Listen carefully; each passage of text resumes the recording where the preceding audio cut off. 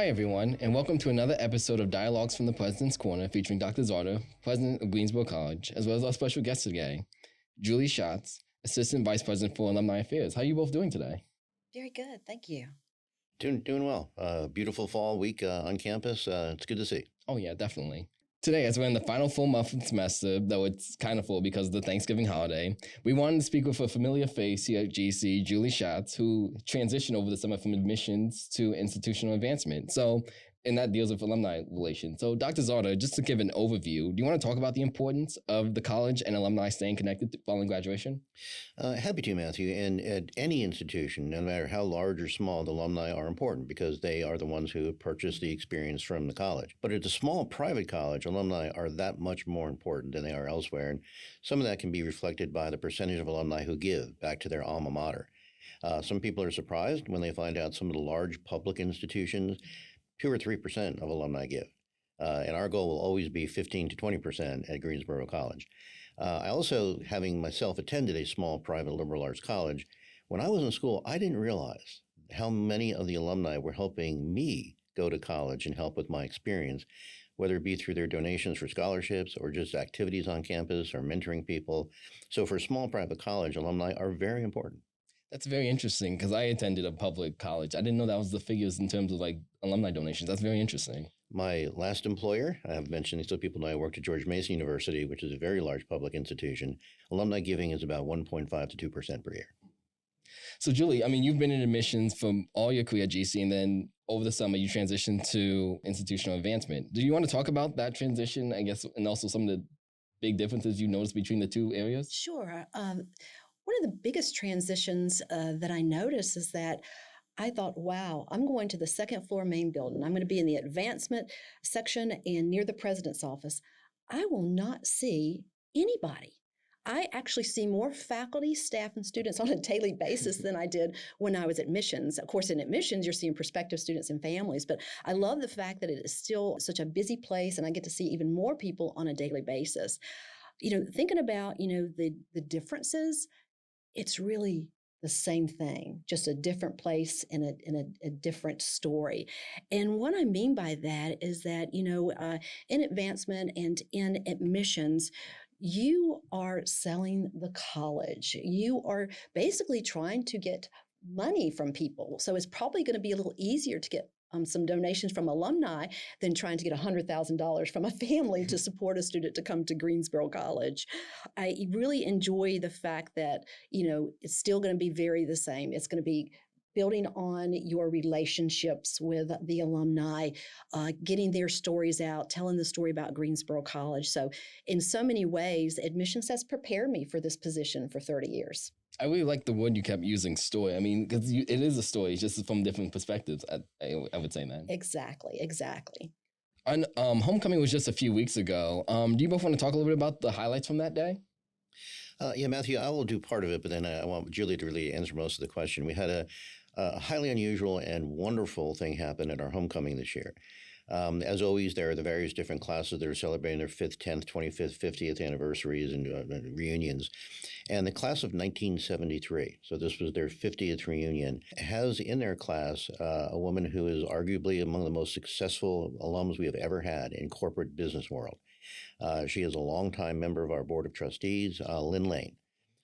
Lynn and her husband, Pat, have been very substantial supporters of not only Greensboro College, but Pat's alma mater, East Carolina University. But at homecoming, we were able to announce that they had increased their state gift to the college to $10 million. It likely will be the largest single gift in the history of Greensboro College. However, we will not collect it for many, many years, as I tell Lynn every time I talk to her. So that meant that while most classes usually are able to, and it's very generous, raise $100,000, $200,000 as their reunion gift, the class of 73 was $10.2 million. And it's wonderful. It puts a lot of pressure on the class of 74. That's not going to happen again. But that was unique. And it will support the honors program here at Greensboro College, and it will primarily be endowed scholarships for some of the best and brightest that come to the school. But there was a lot of other things going on that weekend as well, which I'll defer to Julie. Oh, yeah, there were a lot of wonderful things going on. This year was the first year that we combined the Alumni Awards and the Hall of Fame. And for me, it was spectacular because now for the Hall of Fame, because of the venue, it was very limited to how many guests could come. Now it's open to so many. And we had close to 300 family, alumni, and guests attend Homecoming Weekend, which was one of the biggest, up against the cyclone. Now, who ever heard of a cyclone in North Carolina? It was my first one. But, it just shows the tenacity of our alumni that they're not going to let a cyclone or rain dampen their spirits. It was great to see the 2003 women's soccer team and the Waymakers go out in the rain and watch and support our current teams as well. So that was spectacular. The 50th reunion dinner, one of the best memories I have, and I look forward to seeing this again, is that every alumni that comes to Greensboro College, they become that student again when they're here, whether it's been 50 years or been 10 years. We also have a new affinity group here, the Black Alumni Collective, and they were able to have their table set up and go out in the rain as well and recruit new members for their program. So it was just a wonderful weekend for everyone and for celebration. I know you just mentioned the Black Alumni Collective, and I know since Homecoming's a year away from now, can you talk a little bit about some of the programs and events that alumni can still participate in over the coming months? Oh, yes. And, even though I was offered the position fairly early, I wanted to make sure that I continued and completed what I needed to for the admissions office and getting in the fall class. And so, I really kind of started this position with Homecoming. And so I'm still talking to a lot of alumni, talking to folks about what type of events, things they want to see happen and have as connectors here. But with that being said, that'll be to be continued. That'll be updated soon. But there are things that some of our alumni can do for Greensboro College. And that is, obviously things like giving to our professional clothes closet. Our students need clothing to go out for interviews. There's all different types of professional clothing for different types of interviews and jobs. They can be a guest speaker at our Career in Life class as well. They can offer opportunities for internships for our students and potentially jobs. And I'd be remiss if I didn't say, in my 30 years of admissions, they could also help support the admissions efforts by referring students, volunteering to do college day fairs, volunteering to come in and speak at admissions events as well. And of course, one of the things that we do want our alumni to do is give back to the college. We want you to pay it forward. All those who came before us helped give the path for us to come to Greensboro College, whether it was through scholarships, facility updates with all the donations that came in before us. And I know that people go, Julie's speaking today on the podcast. She's going to ask us for money. Well, yes, I'm going to ask you for money. Yes, I want you to give back to Greensboro College, but always remember that every donation is important. Don't think that if you don't have a certain dollar amount, you shouldn't give. We want that percentage to be up with our donors, but we also want you to be able to help our students who are here now be able to find their best potential by the donations that you give. And when I took this job, I thought, wow, I'm going to be asking people for money. I'm going to be asking people for scholarships. And then I went beyond that. It's not just about giving a donation for a scholarship to help a student get a bachelor's degree. To me, it means you are giving money to pay it forward for students to create a better future for us, better communities, impactful teachers, government officials who make important policies, scientists who make great discoveries. That's what your donation is going toward, helping our students become those folks in the community. I also wanted to remind everybody that we are moving Give for GC to Giving Tuesday, which is Tuesday, November 28th this year. We actually have a Board of Trustee challenge match of $40,000. And the way we open that is if we get any new donors and any gifts that are increased, they'll match it dollar for dollar. So I want to make sure that everybody is watching their social media, watching their email, and participating this year. We want to make sure that we open up that additional $40,000 gift, and we also want to make sure that we are paying forward to Greensboro College. And if I could add to what Julie just said, at an institution like Greensboro College, your gift, it makes a difference. If we were a very large public institution, you might never see what your gift is able to do for that college or university, but you can see it here.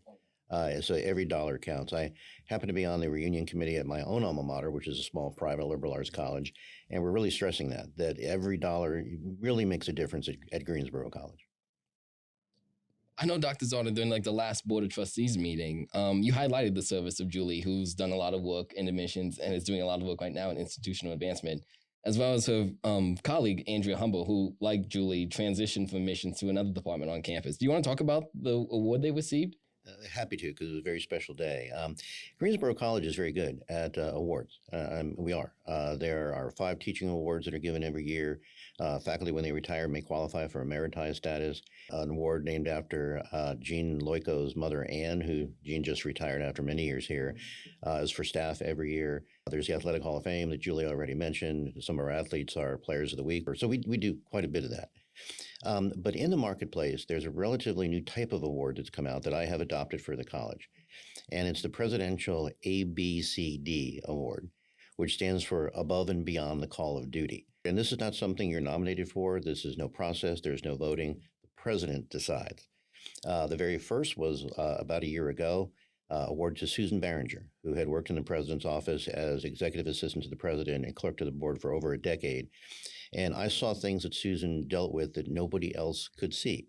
And so it's now called the Presidential ABCD Barringer Award, because she was the first.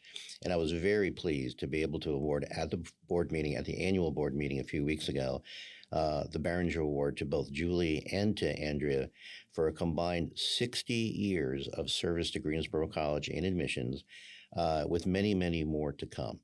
I will tell you that after the board meeting, one of the vice chairs of the board came to me and said, "You made a mistake."